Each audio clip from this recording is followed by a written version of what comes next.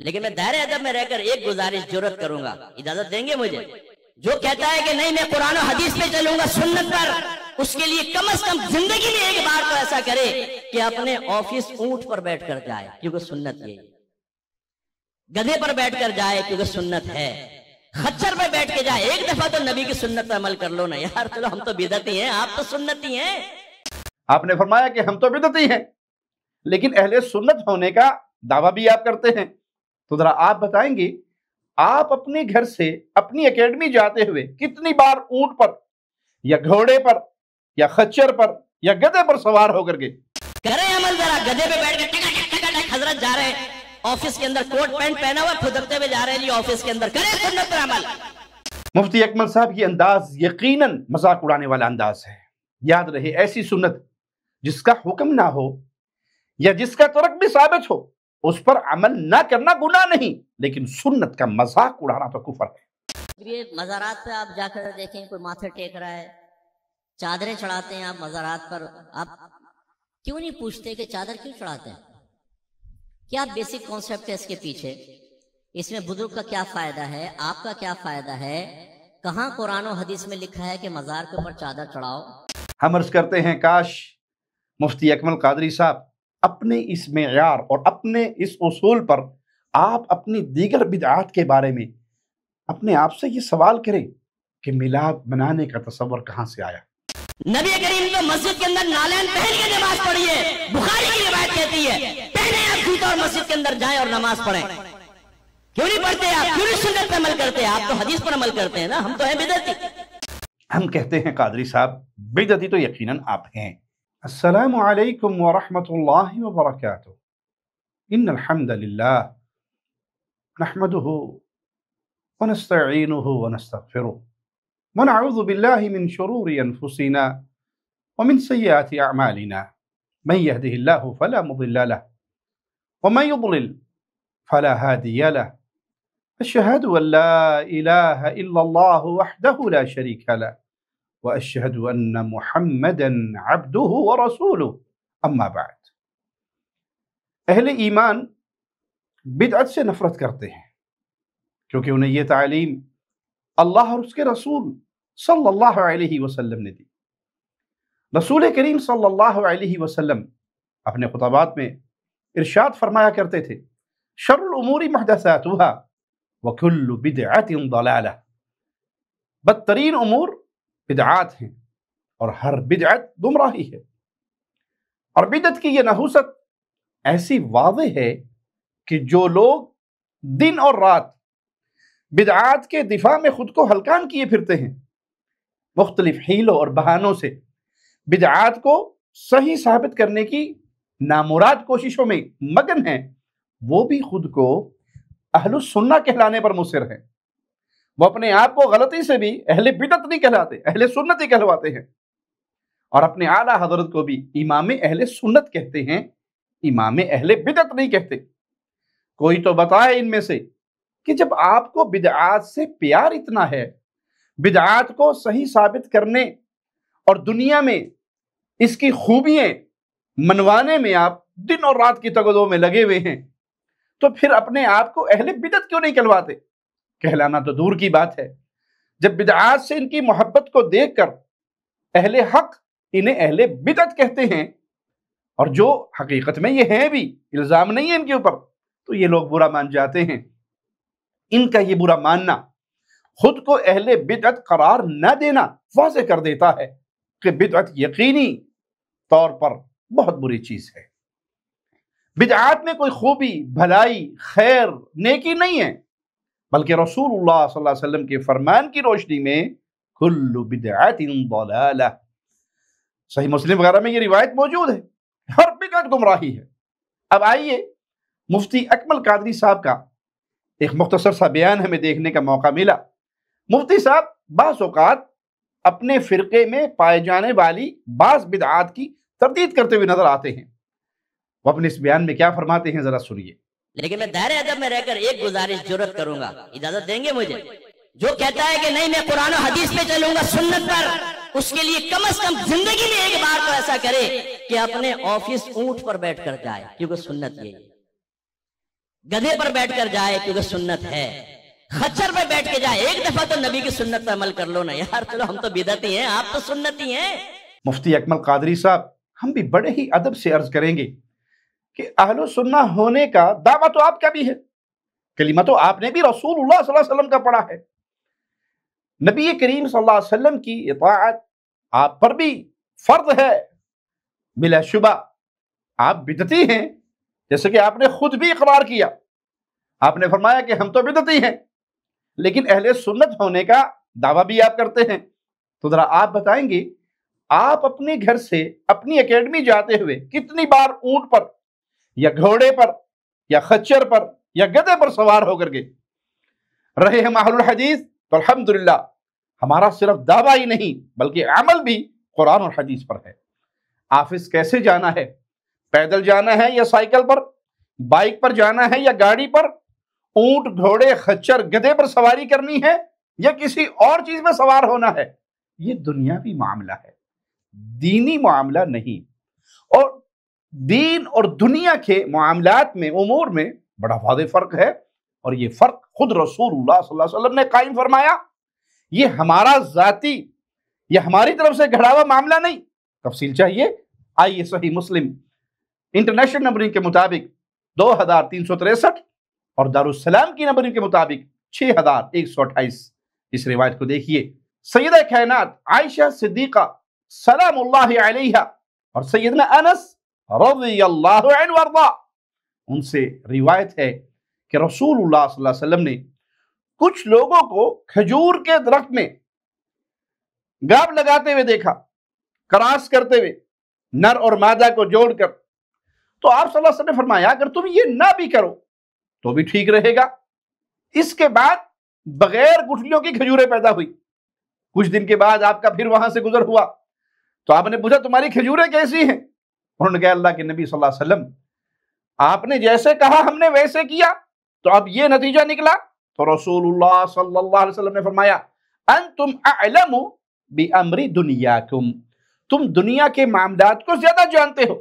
سنن ابن ماجہ حدیث نمبر 2471، سیدہ کائنات عائشہ صدیقہ سلام اللہ علیہا روایت کرتے ہیں کہ اس موقع پر آپ صلی اللہ علیہ وسلم نے ان سے فرمایا ان کان شیئا من امر دنیاکم فشأنکم بہ وان کان شیئا من امر دینکم فإلی، اگر تمہارے دنیاوی امور میں کوئی معاملہ ہو تو اسے خود انجام دے لیا کرو، یعنی اپنی معلومات، اپنے تجربات اور اپنے رائے کی روشنی میں جو بہتر سمجھو وہ کر لو، لیکن اگر معاملہ دین کا ہو تو پھر میری طرف رجوع کیا کرو۔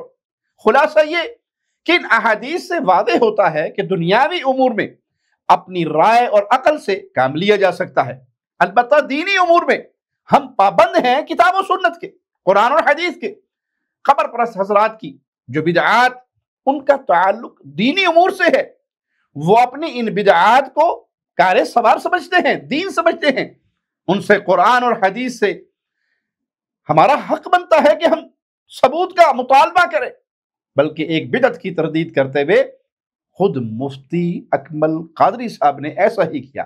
ذرا سنیے۔ یہ مزارات پہ آپ جا کر دیکھیں، کوئی ماتھے ٹیک رہا ہے، چادریں چڑھاتے ہیں آپ مزارات پر، آپ کیوں نہیں پوچھتے کہ چادر کیوں چڑھاتے ہیں؟ کیا بیسک کانسیپٹ ہے اس کے پیچھے؟ اس میں بزرگ کا کیا فائدہ ہے؟ آپ کا کیا فائدہ ہے؟ کہاں قرآن و حدیث میں لکھا ہے کہ مزار کے اوپر چادر چڑھاؤ؟ ہم نے اس کو ایک ایسی رسم بنا لیا ہے کہ عرس چادر چڑھانے کے بغیر پورا ہی نہیں ہوگا۔ ہر شخص چادروں کی منت مان رہا ہے کہ جی میرا کام ہو گیا تو میں فلاں مزار پہ چادر چڑھاؤں گا۔ بھائی کیوں مان رہے ہو منت؟ ذرا بتاؤ تو صحیح نا، اپنے آپ سے کوشچن کرو، کیوں چڑھا رہے ہو آپ چادر منت کی؟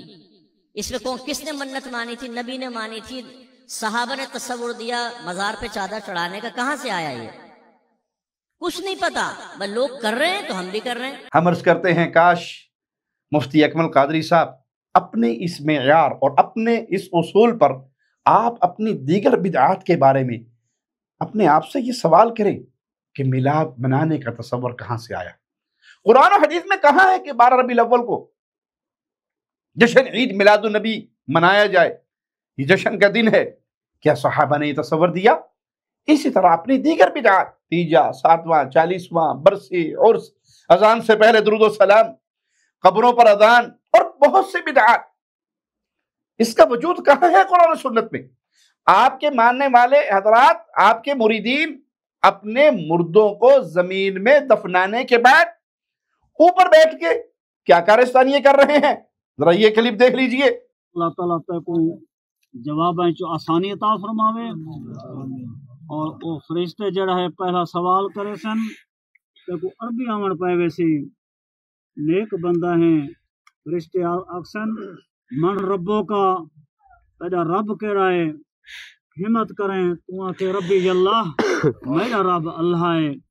ول بھی نہ ہٹ سن، ول جڑا ہے دوجا سوال کرے سن، وہ آکسن ما دینوں کا، تیرا دین کیڑا ہے؟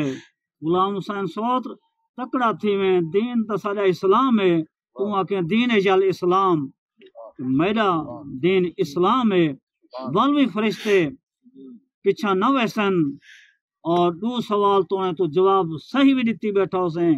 تیجے سوال دوتے کامیابی ہے. وہ اکسن فرشتے اکسن من نبیوں کا، والحضور قسم دا دیدار تھی سی. پھر اپنے آپ سے پوچھئے کہ اس کا تصور صحابہ سے ملا؟ کسی صحیح حدیث سے یہ عمل ثابت ہے؟ آئیے ہم آپ کے سامنے اکمل قادری صاحب کا جو کلپ رکھ چکے ہیں، اور آپ اسے دیکھ بھی چکے ہیں، کہ اس میں یہ اونٹ اور گدھے کی سواری کو سنت قرار دے رہے ہیں. لیکن افسوس کی بات تو یہ ہے، مزید سنیے اکمل قادری صاحب اس سنت کا مذاق کیسے اڑا رہے ہیں. کریں عمل ذرا، گدھے پہ بیٹھ کے ٹک ٹک ٹک حضرت جا رہے ہیں آفس کے اندر، کوٹ پینٹ پہنا ہوا کھدکتے ہوئے جا رہے ہیں جی آفس کے اندر. کریں سنت پر عمل. مفتی اکمل صاحب یہ انداز یقیناً مذاق اڑانے والا انداز ہے. یاد رہے، ایسی سنت جس کا حکم نہ ہو یا جس کا ترک بھی ثابت ہو، اس پر عمل نہ کرنا گناہ نہیں، لیکن سنت کا مذاق اڑانا تو کفر ہے.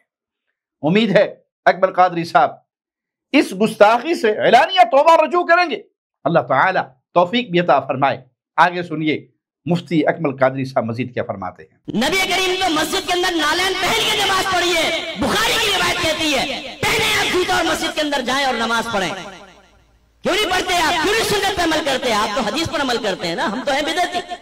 ہم کہتے ہیں قادری صاحب بدعتی تو یقیناً آپ ہیں، اسی لیے بدعت کی تائید کرتے ہیں، اور اس کی تائید میں یوں جذباتی ہوتے ہیں. جہاں تک معاملہ ہے جوتے پہنے نماز پڑھنے کا یا جوتے اتار کر، تو الحمدللہ ہم اپنی طرف سے اپنی رائے اپنے خیال سے ننگے پیر نماز نہیں پڑھتے، بلکہ اس معاملے میں بھی رسول اللہ صلی اللہ علیہ وسلم کی سنت پر عمل ہے ہمارا. یہ دیکھیے سنن ابی داؤد کی حدیث 648 عبداللہ بن صائب رضی اللہ عنہ وارضاہ سے روایت فرماتے ہیں رأيت النبي صلى الله عليه وسلم يصلي يوم الفتح ووضع عليه عن يساره. میں نے فتح مکہ والا دن نبی کریم صلی اللہ علیہ وسلم کو نماز پڑھتے ہوئے دیکھا، اور آپ صلی اللہ علیہ وسلم کے جوتے آپ کے بائیں جانب رکھے ہوئے تھے. عبداللہ بن عمر بن عاص رضی اللہ عنہ سے روایت سنن ابی داؤد حدیث نمبر 653 فرماتے ہیں رأیت رسول اللہ صلی اللہ علیہ وسلم یصلی حافیا ومنتعلا. میں نے نبی کریم صلی اللہ علیہ وسلم کو جوتے اتارے ہوئے بھی اور جوتے پہنے ہوئے بھی نماز پڑھتے ہوئے دیکھا. سنن ابی داؤد حدیث نمبر 654 ابو ہریرہ رضی اللہ عنہ وارضاہ سے روایت کہ رسول اللہ صلی اللہ علیہ وسلم نے فرمایا اذا صلى احدكم فلا يضع نعليه عن يمينه ولا عن يساره. جب تم میں سے کوئی نماز پڑھے تو اپنے جوتے اپنے دائیں طرف نہ رکھے اور نہ ہی بائیں طرف، اس طرح کہ وہ کسی دوسرے کی دائیں جانب ہوں گے. یعنی صف کے اندر جب نماز پڑھتے ہیں تو آپ کے دائیں طرف بھی لوگ ہیں اور بائیں طرف بھی لوگ ہیں، تو اپنے دونوں قدموں کے درمیان رکھ لیں.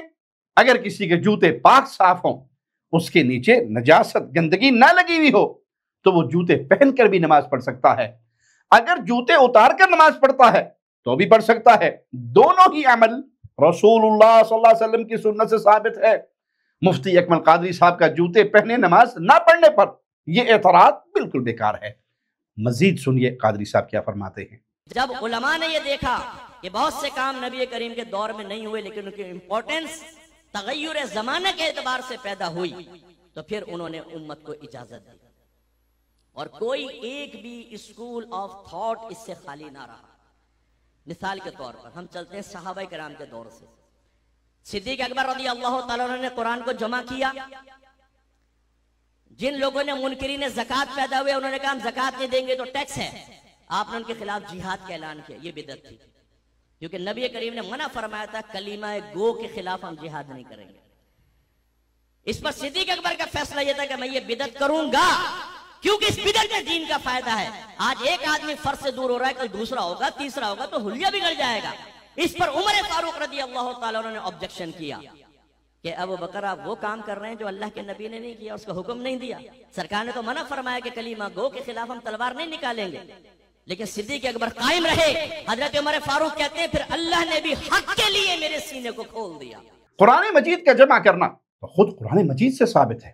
سورۃ القیامہ آیت نمبر 17 میں مالک فرماتا ہے اِنَّا عَلَيْنَا جَمْعَهُ وَقُرْآنَهُ، بلا شبہ اس قرآن کو جمع کرنا اور آپ کا اسے پڑھنا یہ ہماری ذمہ داری ہے۔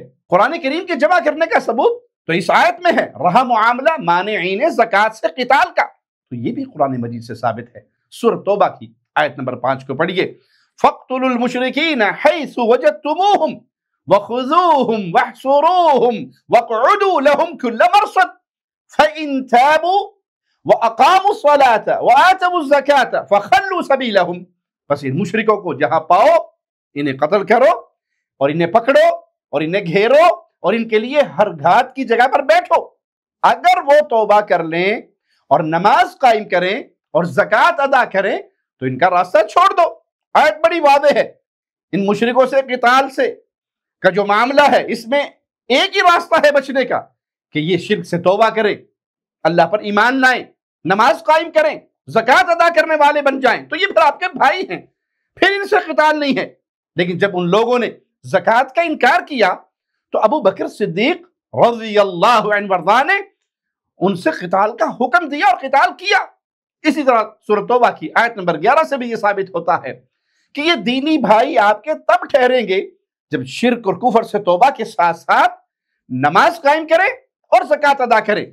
ابو بکر صدیق رضی اللہ عنہ وارضاہ کا مانعین زکوٰۃ سے قتال کرنا ان آیات اور بعض احادیث سے ثابت ہے۔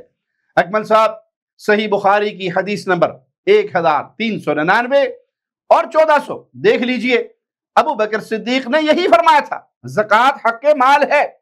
لیکن اکمل صاحب کہیں یہ نہیں دکھا سکتے آپ کہ ابو بکر صدیق نے فرمایا ہو کہ میں تو بدعت کروں گا، یہ محض اکمل صاحب کی حاشیہ آرائی ہے۔ اس طرح کی بات بنا کر وہ بدعات کا دفاع کرنا چاہتے ہیں جس میں ہمیشہ فیل رہیں گے۔ مزید سنیے قادری صاحب کیا کہتے ہیں۔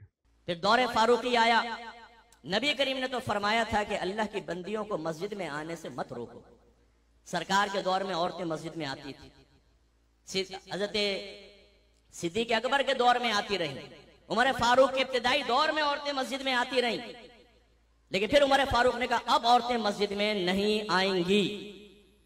یہاں تو سرکار کا حکم تھا، سرکار نے فرمایا تھا اللہ کی بندیوں کو مسجد میں آنے سے نہ روکو۔ عمر فاروق نے کہا ہم روکیں گے، ہم نہیں آنے دیں گے عورتوں کو مسجد میں۔ جی ہاں، قدیم زمانے سے لوگ امیر المؤمنین عمر رضی اللہ عنہ کی طرف ناحق یہ بات منسوب کرتے چلے آ رہے ہیں، لیکن کوئی دکھا نہیں سکتا کہ امیر المؤمنین نے یہ جملے کہے ہوں کہ ہم نہیں آنے دیں گے عورتوں کو مسجد میں، یا یہ کہ عورتیں مسجدوں میں نہ آئیں، ایسی کوئی بات امیر المؤمنین سے ثابت نہیں۔ اگر مفتی اکمل صاحب اس بیان میں سچے ہیں تو سند کے ساتھ امیر المؤمنین عمر رضی اللہ عنہ سے یہ بات ثابت کر دکھائیں۔ تمام کے تمام اہل بدعت بھی مفتی اکمل قادری صاحب کی مدد کو آ جائیں، تب بھی امیر المؤمنین عمر کی طرف منسوب یہ قول صحیح سند کے ساتھ ثابت نہیں کر سکتے۔ البتہ اس کے برعکس صحیح بخاری میں یہ روایت موجود ہے۔ دیکھیے حدیث نمبر 900، عبداللہ بن عمر رضی اللہ عنہما فرماتے ہیں کہ عمر کی بیوی فجر اور عشاء کی نماز با جماعت ادا کرنے کے لیے مسجد میں آتی، تو ان سے کہا گیا آپ گھر سے کیوں نکلتی ہیں جبکہ آپ کو معلوم ہے کہ امیر المومنین عمر کو آپ کا نکلنا برا لگتا ہے اور انہیں اس پر غیرت آتی ہے۔ تو ان کی زوجہ محترمہ نے کہا پھر انہیں یعنی عمر کو مجھے منع کر دینے سے کیا چیز روکتی ہے، وہ خود مجھے منع کیوں نہیں کرتے؟ تو انہیں جواب میں کہا گیا یمنعہ قول رسول اللہ صلی اللہ علیہ وسلم لا تمنعوا اماء اللہ مساجد اللہ۔ ابن عمر نے فرمایا ان کو منع کرنے سے رسول اللہ صلی اللہ علیہ وسلم کا یہ فرمان روکتا ہے کہ اللہ کی بندیوں کو اللہ کی مسجدوں میں آنے سے مت روکو۔ مسند احمد جو 50 جلدوں والا نسخہ ہے اس کے جلد نمبر 8 اور صفحہ 116 حدیث نمبر 4522 عبداللہ بن عمر سے روایت ہے، فرماتے ہیں عمر کی زوجہ مسجد میں نماز ادا کرتی تھی، عمر نے ان سے کہا آپ جانتی ہیں مجھے یہ پسند نہیں، تو زوجہ نے فرمایا اللہ کی قسم میں اس وقت تک باز نہیں آؤں گی جب تک آپ مجھے منع نہ فرما دے۔ ابن عمر فرماتے ہیں فتعین عمر، جب امیر المؤمنین عمر زخمی ہوئے تو یہ زوجہ مسجد میں تھی۔ اس سے ثابت کیا ہوا کہ امیر المؤمنین نے آخری وقت تک اپنی زوجہ کو مسجد میں آنے سے منع نہیں کیا، کیونکہ رسول اللہ صلی اللہ علیہ وسلم کی حدیث موجود ہے اللہ کی بندیوں کو اللہ کے گھروں میں آنے سے نہ روکو۔ جو لوگ ان کی طرف یہ بات منسوب کرتے ہیں کہ انہوں نے عورتوں کو مسجد میں جانے سے روک دیا تھا، یہ ایک الزام ہے جس کا حقیقت سے کوئی تعلق نہیں۔ مزید سنیے مفتی اکمل قادری صاحب کیا فرماتے ہیں۔ تو عورتیں گئیں سیدہ عائشہ صدیقہ رضی اللہ تعالیٰ عنہ کے پاس کہ دیکھیں عمر فاروق نے ہمیں مسجد میں آنے سے روک دیا۔ میری والدہ جو میری بہنیں مجھے پردے میں رہ کر سن رہی ہیں، کچھ تو آپ خیال کریں کہ آپ کی والدہ کیسی زبردست عالمہ، مفتیہ، طیبہ، طاہرہ، مجتہدہ تھی بہت بڑی، عورتیں ان کے پاس مسئلہ لے کر گئی ہیں کہ جی آپ بتائیں۔ انہوں نے فرمایا آج اگر میرے سرتاج دنیا میں ظاہری طور پر جلوہ افروز ہوتے اور جس طرح عورتوں کو زینت کر کے گھر سے باہر نکل رہی ہیں وہ دیکھ لیتے تو میرے آقا بھی عورتوں کو مسجد میں آنے سے روک دیتے۔ گویا کہ سیدہ عائشہ نے بیان کیا کہ ہے تو یہ بدعت، ہے تو یہ بظاہر نبی کریم کے قول کی مخالفت، لیکن یاد رکھو غور کرو گے تو یہ مزاج رسول کی موافقت، لہذا مزاج رسول کو بنیاد بنا کر قول رسول کا ہم اعتبار اب نہیں کریں، اور صحابہ اس پہ متفق ہو گئے، اجماع صحابہ اس پہ۔ یہ مفتی اکمل قادری صاحب کی ذمہ داری ہے کہ وہ اپنے بیان کردہ اس روایت کا ثبوت پیش کریں جس میں اس بات کا ذکر ہو کہ خواتین عائشہ صدیقہ رضی اللہ تعالی عنہ کے پاس آئی اور کہا کہ دیکھیے امیر المومنین عمر نے عورتوں کو مسجد میں آنے سے روک دیا۔ اگر مفتی اکمل قادری صاحب ایسی کوئی روایت پیش نہ کر سکیں اور ہرگز پیش نہیں کر سکیں گے کہ خواتین نے جا کر عائشہ رضی اللہ تعالی عنہ سے ہی عرض کی کہ دیکھیے عمر رضی اللہ عنہ وارضاہ نے ہمیں مسجد میں آنے سے روک دیا، تو بات واضح ہو جائے گی کہ یہ مفتی صاحب کے ذاتی خیالات ہیں، حقیقت سے اس کا کوئی تعلق نہیں، کیونکہ خود امیر المؤمنین عمر نے اپنی بیوی کو منع نہیں کیا، ان سے یہ بات ثابت ہی نہیں کہ وہ عورتوں کو مسجد میں آنے سے منع کرتے ہوں۔ تو جب یہ چیز ثابت نہیں تو عورتوں کا سیدہ کائنات کے پاس جا کر شکوہ بنتا ہی نہیں، جو چیز ثابت نہیں اس کے خلاف شکوہ کیسے ثابت ہوگا؟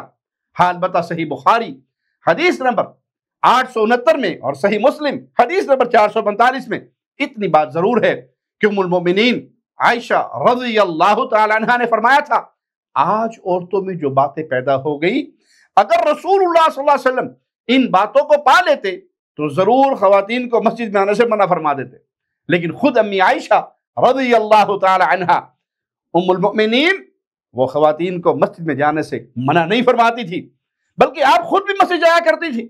صحیح مسلم حدیث نمبر 2254 دیکھ لیجئے، ابو سلمہ بن عبد الرحمن فرماتے ہیں ان عائشہ لما توفی سعد بن ابی وقاص قالت ادخلوا به المسجد حتى اصلی علیہ، جب سیدنا سعد بن ابی وقاص رضی اللہ عنہ وارضاہ فوت ہوئے تو سیدہ کائنات نے فرمایا ان کا جنازہ مسجد میں لائیں تاکہ میں ان کی نماز جنازہ پڑھوں۔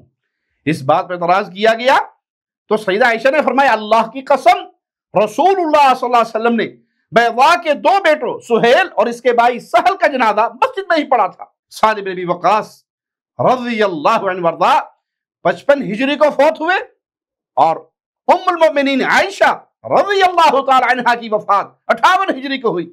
اس حدیث سے معلوم ہوا کہ مومنوں کی ماں عائشہ اپنی آخری عمر تک بھی مسجد میں آتی رہی، اگر وہ خواتین کے مسجد میں جانے کو ممنوع سمجھتی تو خود بھی نہ تشریف لاتی۔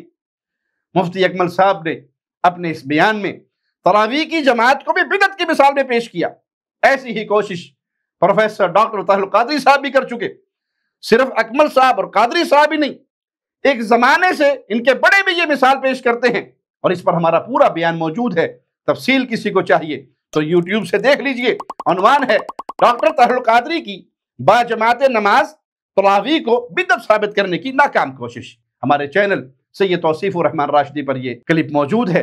अल्लाह से दुआ है अल्लाह हमें सुन्नतों पे अमल करने की तौफीक अता फरमाए, बिदअतों से बचाए और बिदअतों के दिफा करने से बचाए, अहले बिदअत और अहले शिर्क से बरात की तौफीक अता फरमाए। अक़ूलु क़ौली हाज़ा वअस्तग़फ़िरुल्लाह ली व लकुम व लिसाइरिल मुस्लिमीन।